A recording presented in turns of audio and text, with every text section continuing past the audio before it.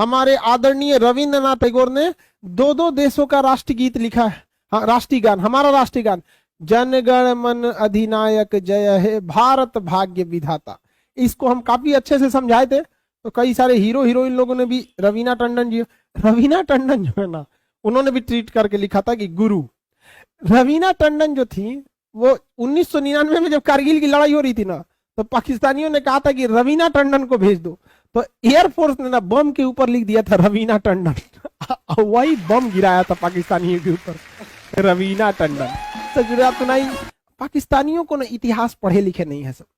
हम उस देश के नागरिक हैं, हम उस देश के निवासी हैं जहां द्रौपदी के चीरहरण के प्रयास मात्र से ही महाभारत जैसा विशाल युद्ध हो गया था। हम उस देश के निवासी हैं जिस देश में मां सीता के अपहरण के लिए सोने की लंका जला दी गई थी, उस रावण का वध कर दिया गया था जिस रावण ने शनि और यमराज को बंदी बनाया था। तुम महिलाओं की इज्जत नहीं कर सकते हो तो सालो लाहौर में ही रहो, अपनी बहन बेटियों की इज्जत नहीं कर सकते हो तो कराची में ही मरो सालो, भारत की ओर मत देखो। यहाँ आज भी महिलाओं को लोग सम्मान की नजर से देखते हैं, चाहे वो दुश्मन की ही बेटी क्यों ना हो।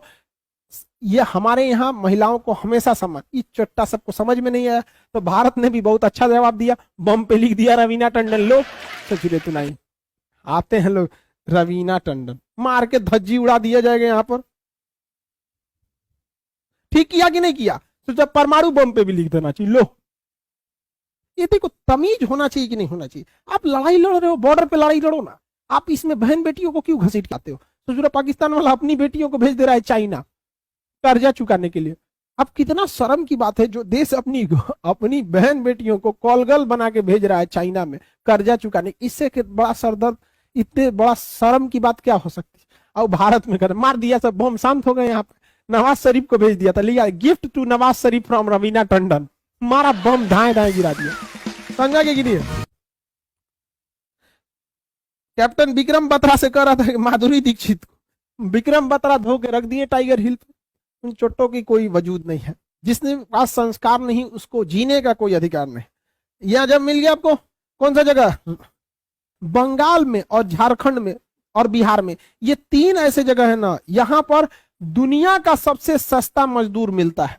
दुनिया का सबसे सस्ता मजदूर। झारखंड के मजदूर बड़ी मेहनती होते हैं, आदिवासी क्षेत्र है, सुबह 4 बजे उठ के काम करने लगते हैं। झारखंड के मजदूर पंजाब में जाके खेती करने जाते हैं, सुबह 4 बजे कटिया चालू करता है, 8 बजे तक निपटा देता है, मतलब सुबह सुबह में करने लगते हैं। तो दुनिया के सबसे सस्ते मजदूर बिहार, झारखंड और पश्चिम बंगाल में मिलेंगे।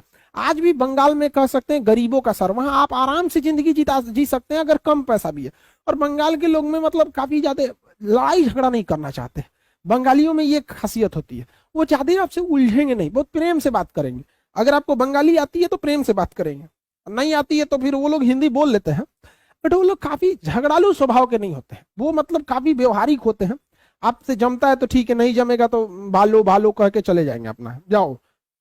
समझा गया कि नहीं? उलझते नहीं है। हमेशा याद रखिएगा, उलझने से आपका विकास रुक जाता है। उलझने वाला परंपरा हमारे यहाँ बिहार में मिलेगा, तनी तनी बात पे उलझ जाता है। ये सब नहीं।